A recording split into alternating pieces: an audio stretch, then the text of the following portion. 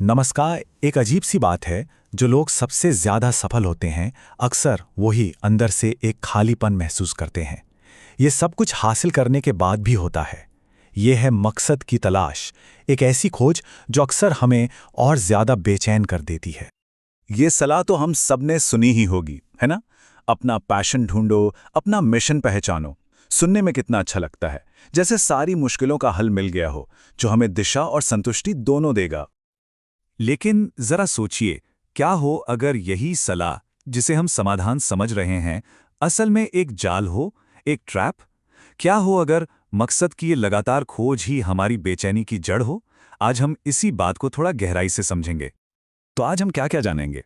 सबसे पहले मकसद का जाल क्या है, फिर हमारे दिमाग की डिजाइन में ऐसी क्या कमी है, इसके बाद हम पीछा करने से बनाने की तरफ कैसे बढ़ें, और हाँ, 4 प्रैक्टिकल बदलाव भी देखेंगे जिन्हें असल जिंदगी में लागू किया जा सके। और आखिर में इन सब का असली नतीजा क्या है।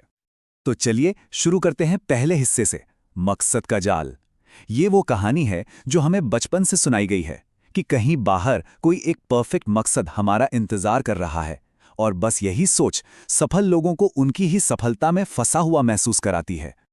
सोचिए जरा, सालों की मेहनत के बाद कोई बड़ी कामयाबी हासिल हुई, प्रमोशन, बिजनेस डील, कुछ भी, और उस जीत के अगले ही पल एक अजीब सा खालीपन आ गया। ये जो जाल है ना, ये उसी एहसास को और बढ़ा देता है, दिमाग में ये डालकर कि शायद शायद ये हमारी असली मंजिल थी ही नहीं। लेकिन ये बेचैनी किसी की व्यक्तिगत विफलता नहीं है, इसमें किसी की गलती नहीं। असल में इसका कनेक्शन हमारे दिमाग के काम करने के तरीके से है। तो चलिए थोड़ा इसके पीछे की बायोलॉजी को समझते हैं। और यहीं पर ऋषि खुल्लर का वो सबसे महत्वपूर्ण और हटके दृष्टिकोण सामने आता है। उनके हिसाब से हमारा दिमाग शांति के लिए बना ही नहीं है, ये पीछा करने के लिए बना है। हमारा जो रिवॉर्ड सिस्टम है ना, वो मंजिल पर पहुंचने पर रिवॉर्ड नहीं देता, बल्कि मंजिल तक पहुंचने के सफर के लिए रिवॉर्ड देता है। इसके पीछे जो साइंस है वो है डोपामिन। लोग इसे फील गुड केमिकल सोचते हैं, पर असल में ये एक मोटिवेशन केमिकल है।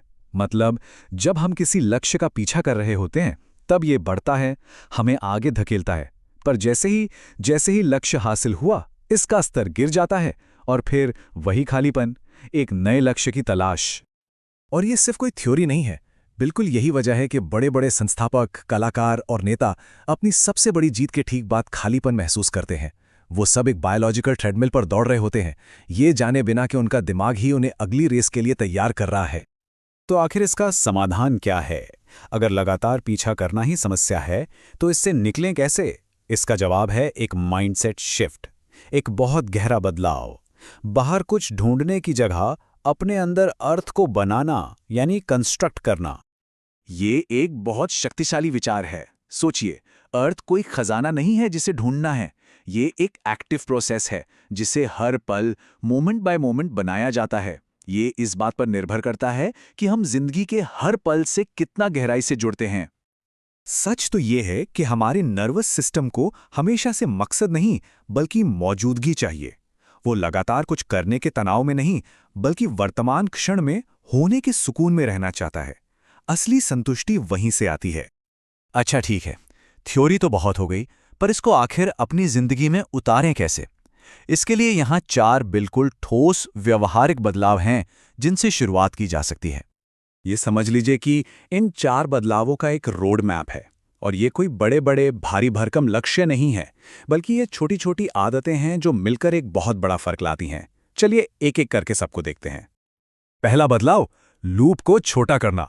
मतलब 10 साल के मिशन की चिंता छोड़कर सिर्फ इस पर ध्यान दें कि आज का दिन सफल कैसे बनाया जाए। जैसे एक संस्थापक को एक बोर्ड मीटिंग से कहीं ज्यादा ऊर्जा और अर्थ तब मिलता है जब वो एक सुबह अपने यूजर्स से बात करता है। दूसरा बदलाव है अपने मन और शरीर को स्थिर करना। देखिए, जब तक हमारा नर्वस सिस्टम तनाव में है ना, स्पष्टता मिलना नामुमकिन है। इसलिए ज्यादा सोचने से पहले शरीर को शांत करें। रोज थोड़ा टहलें, गहरी सांस लें। ये एक ऐसा स्थिर प्लेटफॉर्म बनाता है जहां से सार्थक विचार आ सकते हैं। तीसरा बदलाव, जुनून से योगदान की ओर बढ़ना। सोचिए, जुनून थोड़ा स्वार्थी हो सकता है, मुझे क्या उत्साहित करता है, लेकिन जब ध्यान इस पर जाता है कि मैं दूसरों के काम कैसे आ सकता हूं, तो अर्थ अपने आप पैदा होता है। सेवा में जो संतुष्टि है ना, वो जुनून ढूंढने में कभी नहीं मिलती। और आखिरी चौथा बदलाव है मकसद को स्वाभाविक रूप से उभरने देना। जब हम मकसद का पीछा करना बंद कर देते हैं तो हम उसे मौका देते हैं कि वो हमें ढूंढ ले। जब मन शांत होता है तो हमारी स्वाभाविक जिज्ञासा हमें ऐसे रास्तों पर ले जाती है जिनके बारे में सोचा भी नहीं था। तब मकसद एक खोज नहीं बल्कि एक नतीजा बन जाता है। तो इन सब बदलावों को अपनाने का असली फायदा क्या है?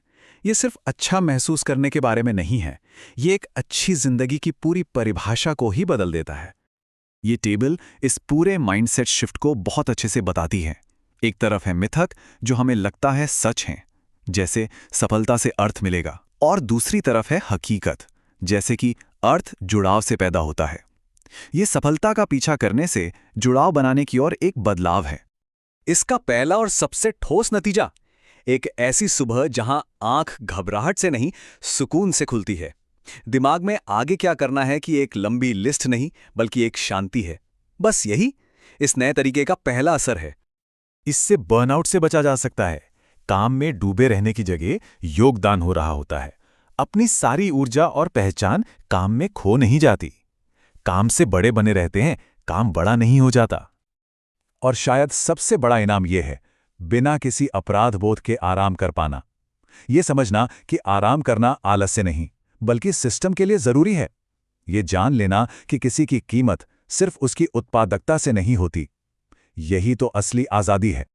तो आखिर में ये विचार हमें एक नई दिशा देता है। मकसद का पीछा करना साइकिल के ट्रेनिंग व्हील्स जैसा है। शुरुआत में जरूरी लग सकता है, पर असली सवारी तो मौजूदगी है। शायद असली सफर मकसद खोजने का नहीं बल्कि हर पल को पूरी तरह जीने का है। और जब ऐसा होता है तो जिंदगी अपने आप में ही सार्थक हो जाती है।